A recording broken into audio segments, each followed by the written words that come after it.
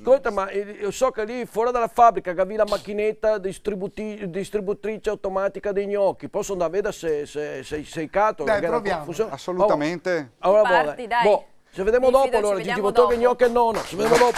Sì, sono qua. Ecco, sono qua la macchinetta. Sì, va bene, ti tolgo i gnocchi, va buono? Ok? Ciao.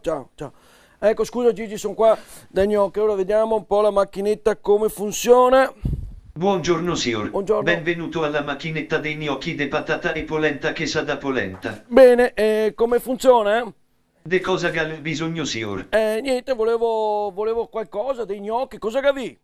Gemo gnocchi col ragù, Bene. gnocchi col pomodoro, Ok. gnocchi con le codeghe, Bene. gnocchi con le trippe, Ok. gnocchi col burro sitofuso, gnocchi col musso, gnocchi col cavalladondolo, gnocchi gnocchi a ti, gnocchi al can. Cioè, cos'è gnocchi?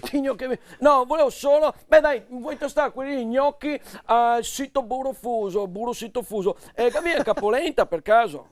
Sigemo anche la polenta, Ottimo. la polenta mola coi funghi, Bene. la polenta dura, Bene. polenta a fette biscottate, Bene. polenta brustola, polenta brusto qua, polenta brusto su, polenta brusto so, polenta coi bogoni, polenta coi boghini, polenta coi boghetti. cos'è? Devo andare avanti o pensi di stare qua tutta notte? No, va bene, frena. Allora, voleva i cosi, gnocchi al burro sito fuso, dammi la polenta mola coi cosi, dai, coi funghi, dai, va bene.